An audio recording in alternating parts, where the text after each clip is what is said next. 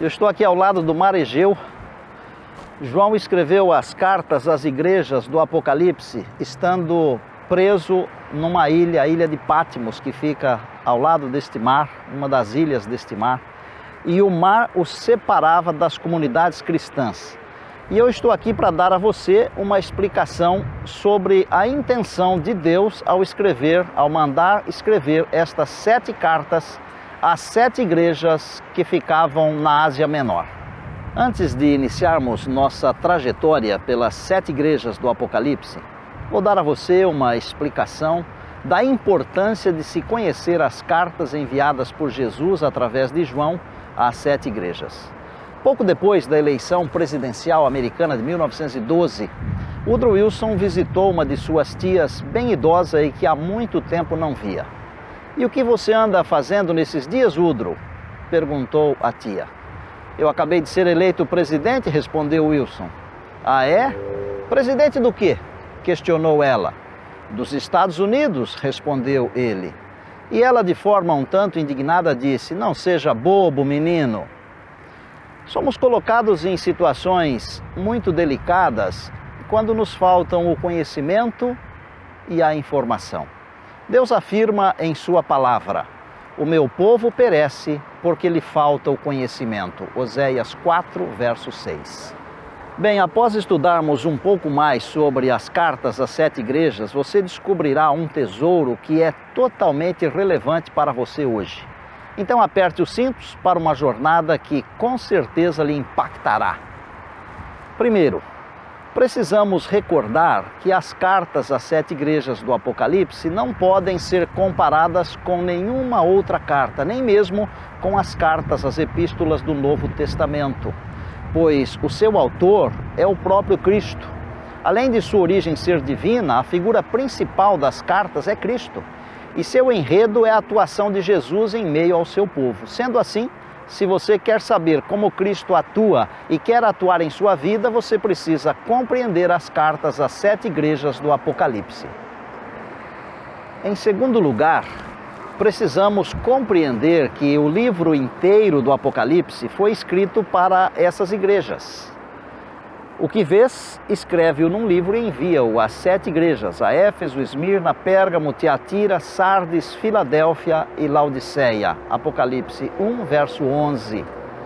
Sendo assim, se eu não compreender as igrejas e as mensagens de Deus para elas, não poderei compreender o livro do Apocalipse em sua plenitude.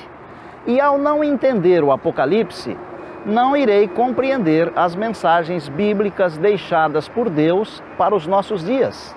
Veja, o Apocalipse começa com a visão do Cristo glorificado após a sua ascensão ao céu, e o livro é concluído com o Cristo glorificado após a eliminação de todo o mal, de todo o pecado no universo. Entre os dois extremos está a mensagem central do Apocalipse, que é a vinda de Cristo.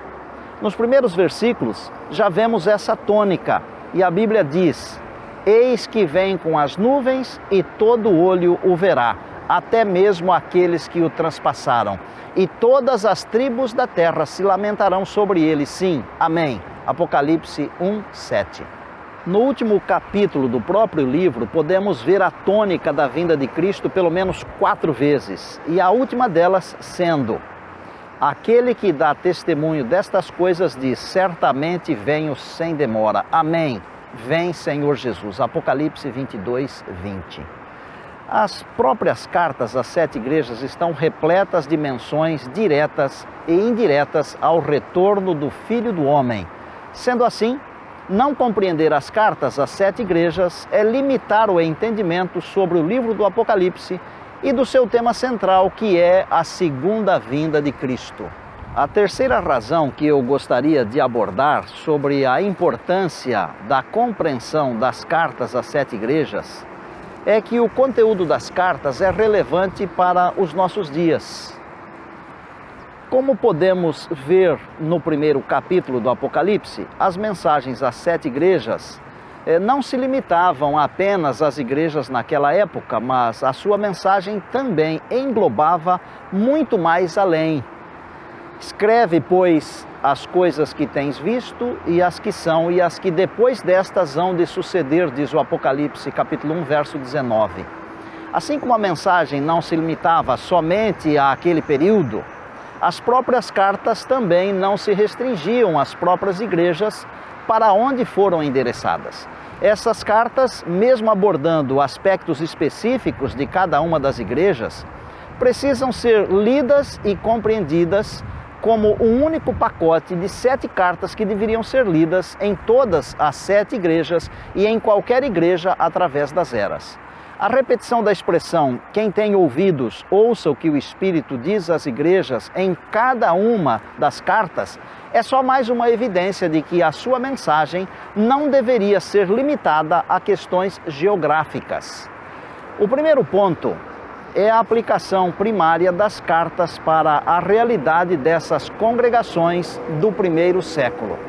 Estudiosos bíblicos sugerem muitas outras aplicabilidades e abrangências.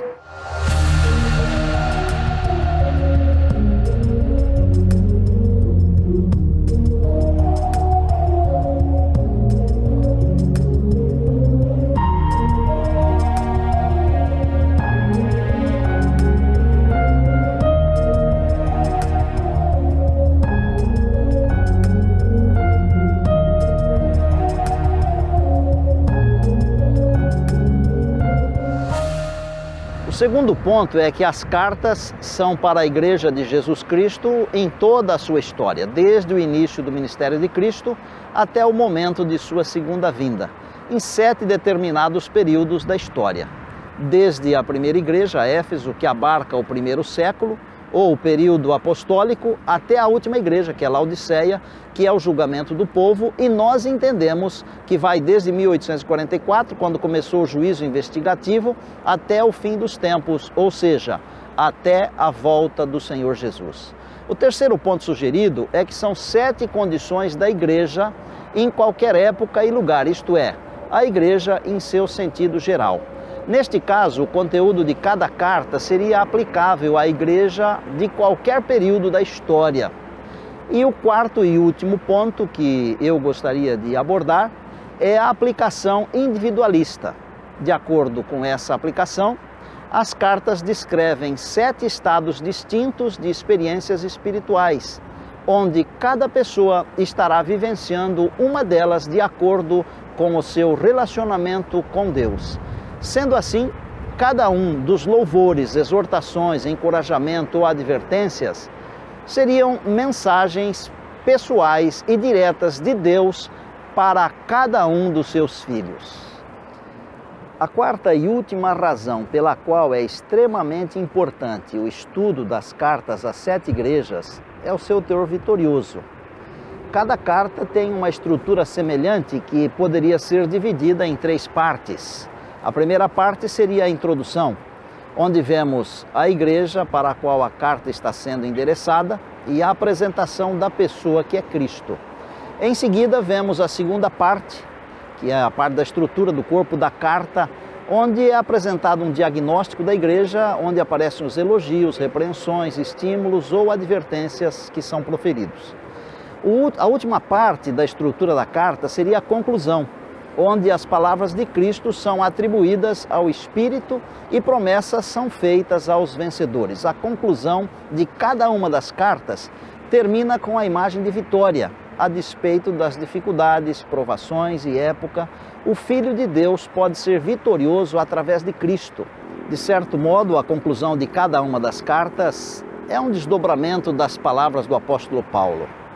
Portanto, agora já nenhuma condenação há para os que estão em Cristo Jesus. Se Deus é por nós, quem será contra nós? Mas em todas estas coisas somos mais do que vencedores por meio daquele que nos amou. Romanos capítulo 8, versos 1, 31 e 37. Se você almeja ser um vitorioso, um vencedor, se você anseia ver Cristo atuando em sua vida, eu lhe convido a caminhar juntamente comigo no estudo das cartas às 7 igrejas da Ásia Menor, apresentadas no Apocalipse. Prepare-se, pois, de certa maneira, por detrás de cada carta existe um tesouro, uma bênção de Deus para você. Em cada carta você encontrará Jesus abrindo seus braços para ser o seu refúgio, o seu amigo e o seu companheiro de jornada. Deixe o Espírito de Deus conduzir você e então vislumbrará Jesus Cristo em meio ao seu povo, dirigindo a sua vida.